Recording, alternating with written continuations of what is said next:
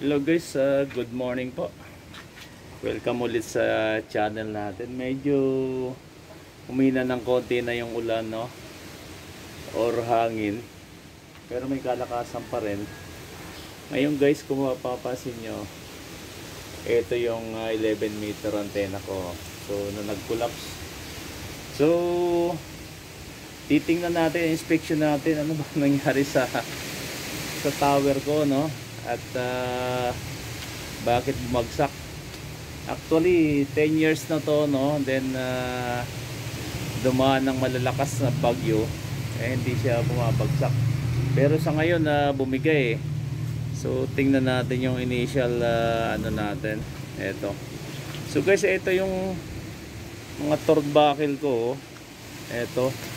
So bumigay talaga yung ano niya, yung guy wire niya, no? Ayun. So bumagsak sa bubong ko guys, no? Kasi ay yung tower ko, ay yung mast ko, ito. Dos ang laki nito eh. So doon sa pinaka sinasalpakan ng ano, ono media bumigay, no? Pero itong 20 feet na ano nakatayo, hindi siya naputol. So bumagsak siya sa bubong. Ayun. At ang mga antena ko hindi ko alam kung ano nangyari, no? At itong pang 11 meters to pang CB. Ayan, naputol siya, oh. Ito. Okay, mahaba to.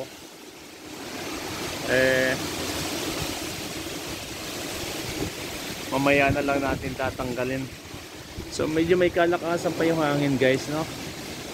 Try ko silipin doon sa kabilang bahay kung anong nangyari. So samahan niyo ako. So guys, inspection din natin yung ano nangyari sa antena ko, no? Kung papansin nyo, ayan yung 11 meter antena ko. Talagang naputol siya, no? Tapos ayan yung guy wire, no? So bumigay, no? So titingnan ko doon sa kabilang bahay kung ano bang nangyari. So guys, nag-collapse talaga yung antena natin, no?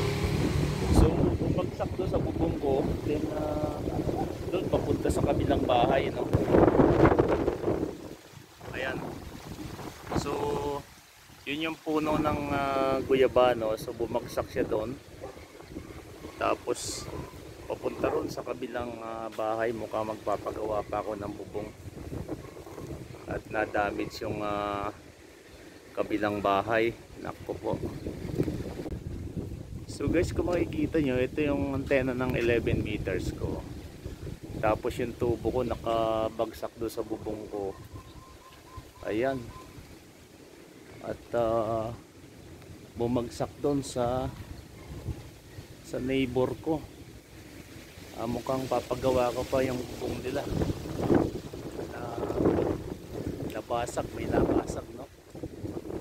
So titingnan ko rito kung ano ang nahulog.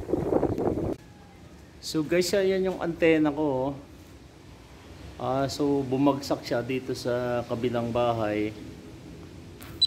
Ayun, yun yung CP22E ko, nabalik ko. Tapos basag yung ano ko, putol yung X700, no? Yung isa kong fiberglass antena andun sa bubong, baka putol din, no? So napakalaki ng na-damage.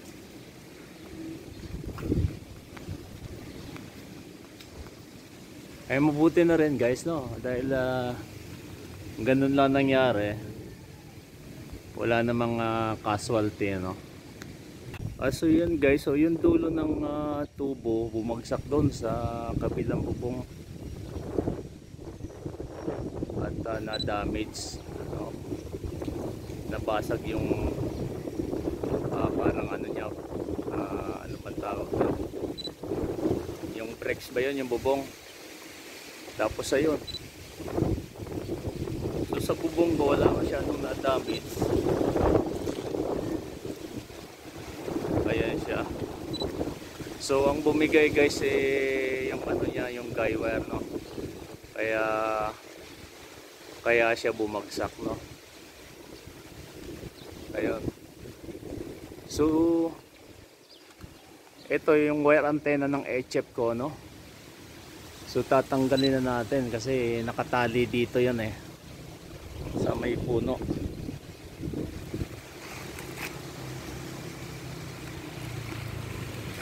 Eto.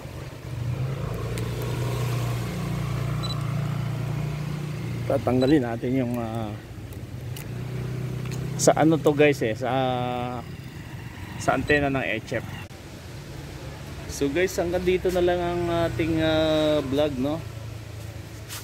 Ito, hindi ko alam kung kailan pa maayos. So ito yung antena ng HF ko, sinecured ko na rin.